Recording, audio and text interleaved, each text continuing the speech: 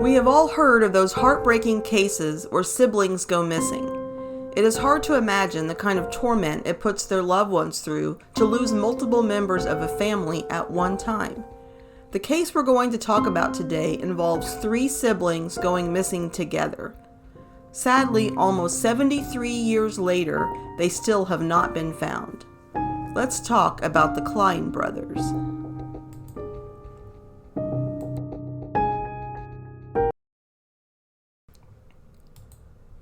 November 10, 1951 was a cold but typical Saturday in Minneapolis. The Klein family lived on Colfax Avenue and consisted of parents Kenneth and Betty, who was at the time 7 months pregnant, along with their 4 sons. The boys were Gordon, 9, Kenneth Jr., 8, David, 6, and Danny, 4. The 3 younger boys had been persistent that day in asking their mother to go to Farview Park, just 3 blocks from the family's home. Betty was hesitant at first due to it being in the 40s and breezy that day, but finally gave them permission to go. The brothers, glad their mother had changed her mind, excitedly left for the park around 1:30 p.m. Their older brother Gordon decided not to go with them when they left. He had been working on his broken knife sheath and wanted to finish.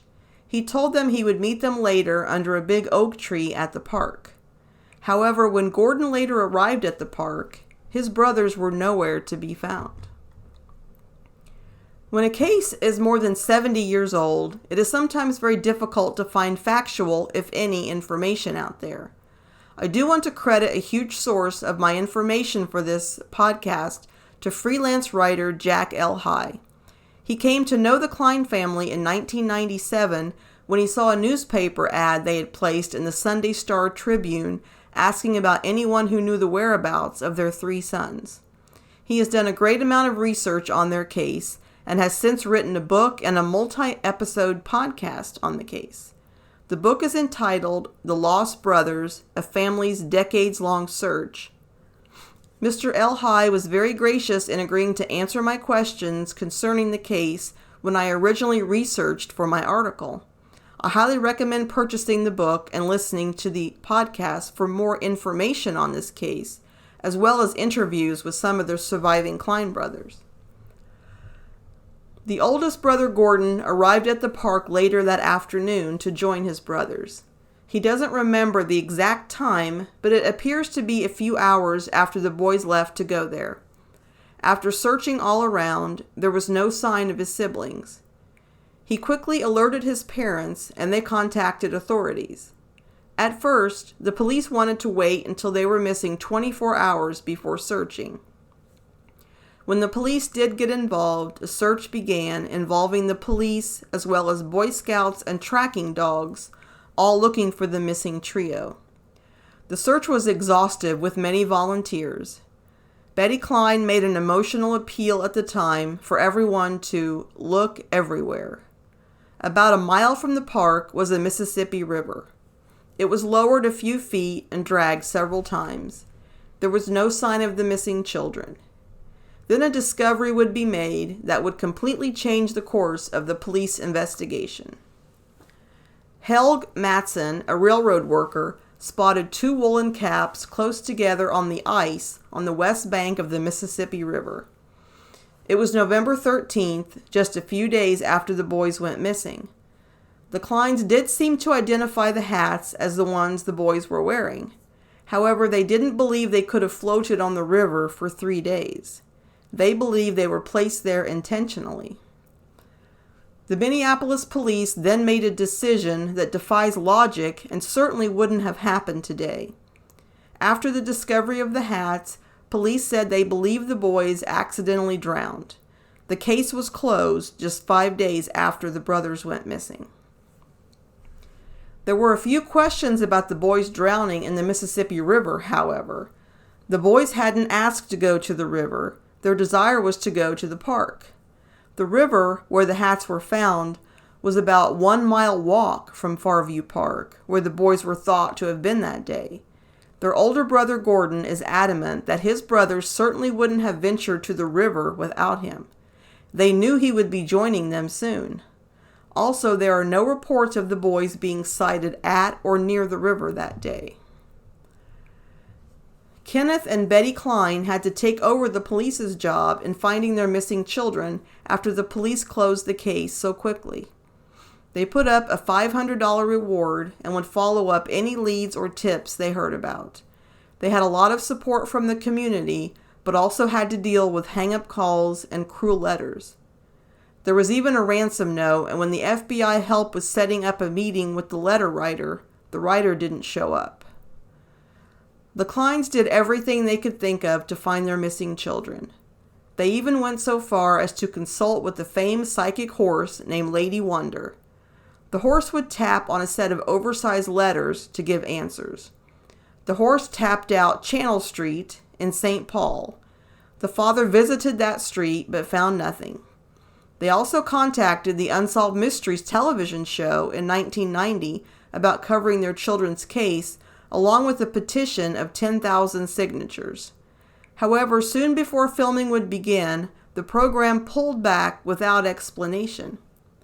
They had a similar experience with the Maury Povich show. The parents would, for decades, regularly place ads in newspapers asking for information about their missing children.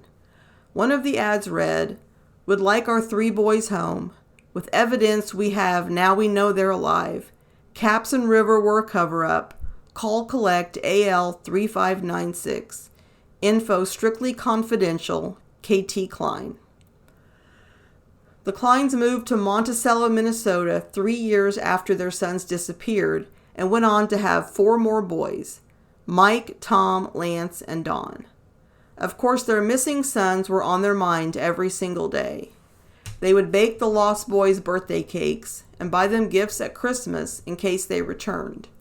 They also visited schools across the state in case the boys had been adopted and were being raised by another family. I do want to talk about 3 possible people who were brought up to be of some interest in this case. These people came into question because of their actions around the time of the disappearance. I will mention the names of the people, but note, since the police closed the case right away, they were never officially named persons of interest or possibly even investigated. I feel it is important to bring up these people to show that the drowning theory isn't the only possible one in this case. There was a playground worker at Farview Park whom the boys were said to have been familiar with.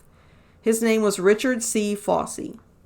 He is reported to have left the Minneapolis area soon after the boys' disappearance.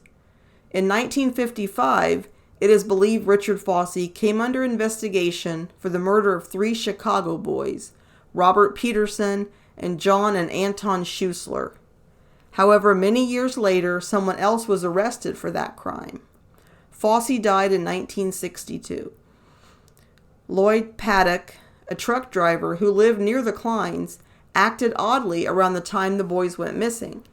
According to a neighbor, Paddock poured a new concrete floor in his basement around the same time. He had arranged for people to come help him do it the next day, but when they arrived, he said he had already finished it. That would have required him to stay up all night and would have been a huge task to do alone. Paddock also replaced the wood in the bed of his pickup truck around that time.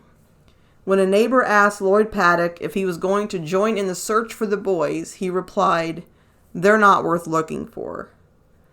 An important thing to know also was that if the boys wanted to cut through yards instead of the sidewalk for a shortcut to the park, they almost certainly would have cut through Lloyd Paddock's yard that day. He passed away in 1975. A woman dying of cancer spoke to Michael Sadovich, a PI hired by the family, in an interview in 2017. She said she rented a room in the area to a creepy man in his 50s and a teenager. She claimed she spotted her renters playing basketball with some boys she didn't know around the time the Kleins went missing. They matched the boys' descriptions. She said she kept quiet at the time out of fear of her renters.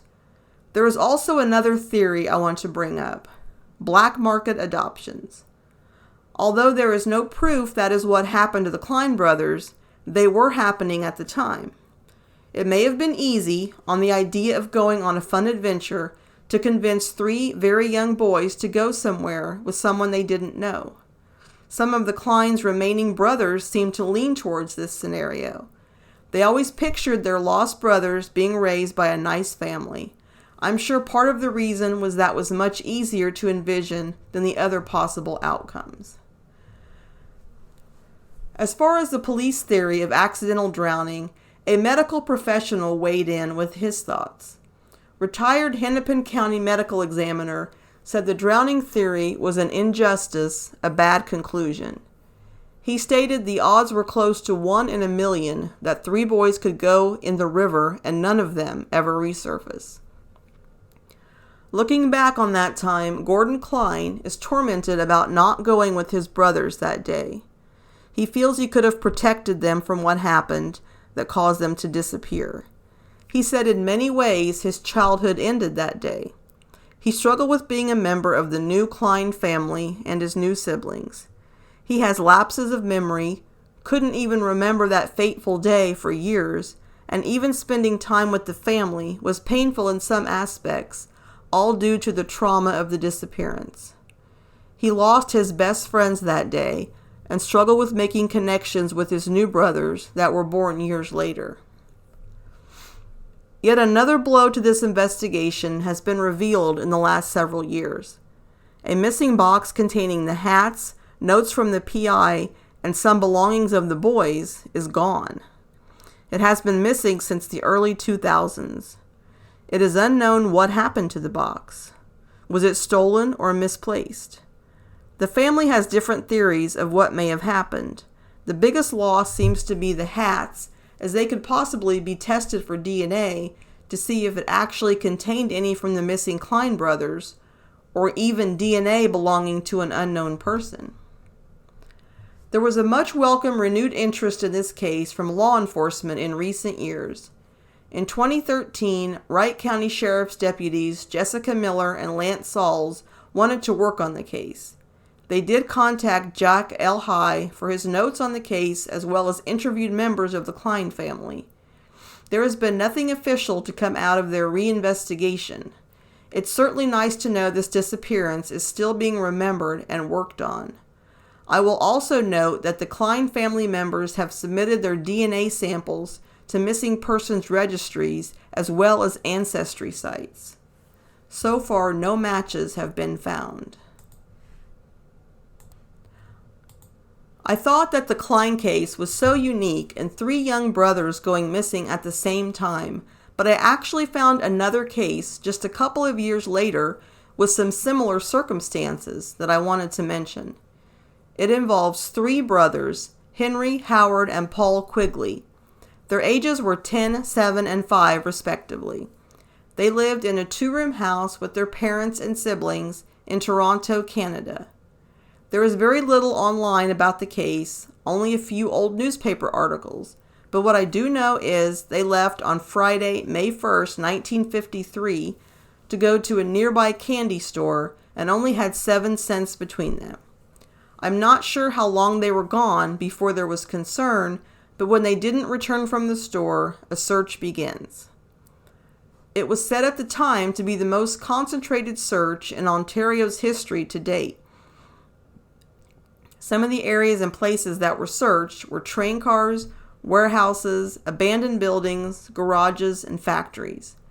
The Don River, only about half a mile from the Quigley residence, was dragged 4 times, but nothing was discovered. As the newspaper referred to them, sex perverts were grilled, and the boy's mother even made a television appeal. There was a $500 reward offered. There were quite a few supposed sightings of the boys that police did investigate. A man claimed that on Sunday, 2 days after their disappearance, they were seen begging for a bottle of milk from a delivery man. 3 boys were supposedly trying to pick pears from a pear tree until the owner made them leave. A boy who knew at least one of the missing boys claimed he saw 2 of them climb into the basement of a burned-out rooming house. However, the clothing he described them wearing wasn't something they owned, plus the younger brother wasn't seen with them. When the adult that owned the house climbed into the basement, he found no trace of the missing trio. Then just 2 weeks after the disappearance, one part of this mystery would be solved.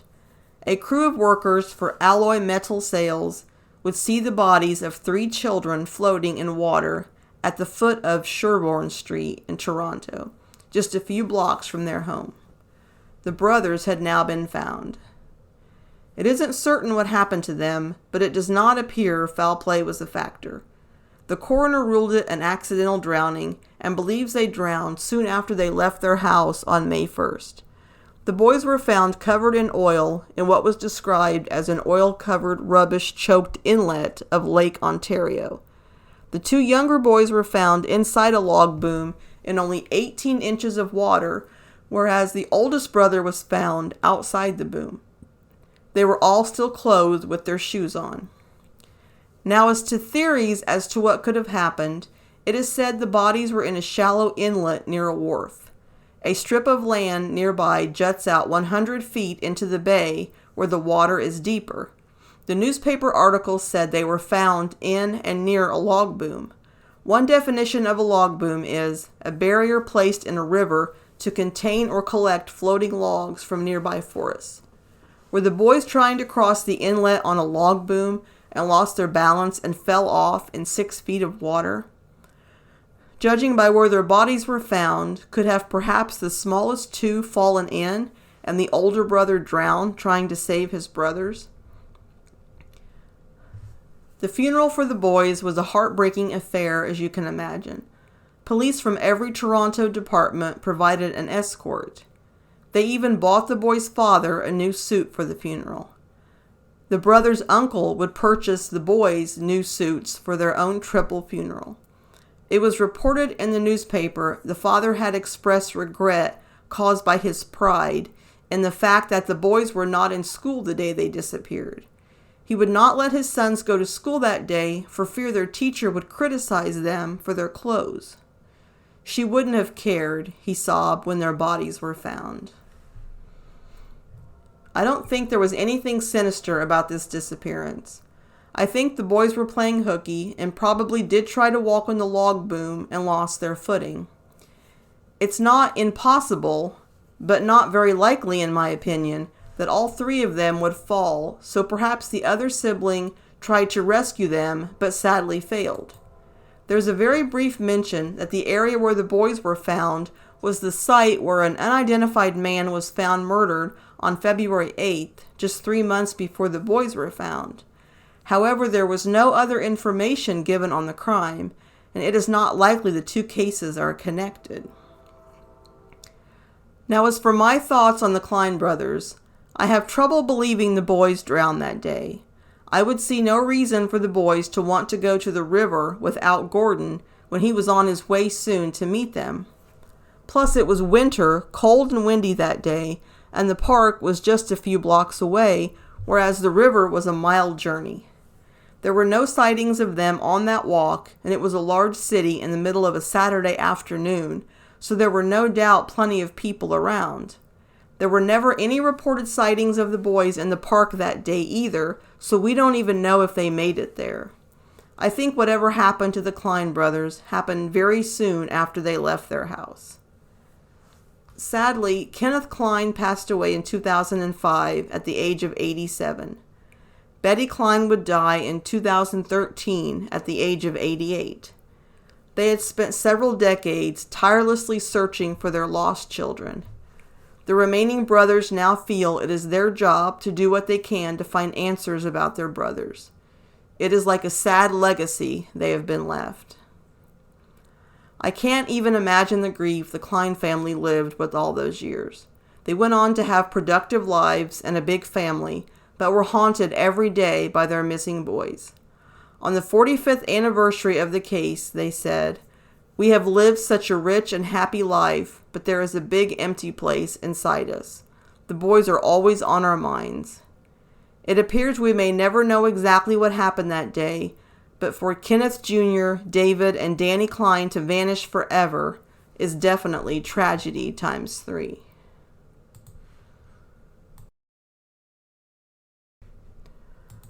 So that concludes the podcast on the Klein brothers and the Quigley brothers. If you liked it, please leave a rating or review where you listen to your podcast.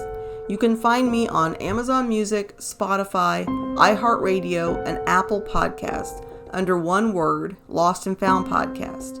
You can also find all of my articles as well as links to my most recent podcasts at my website at Lost and Found Blogs.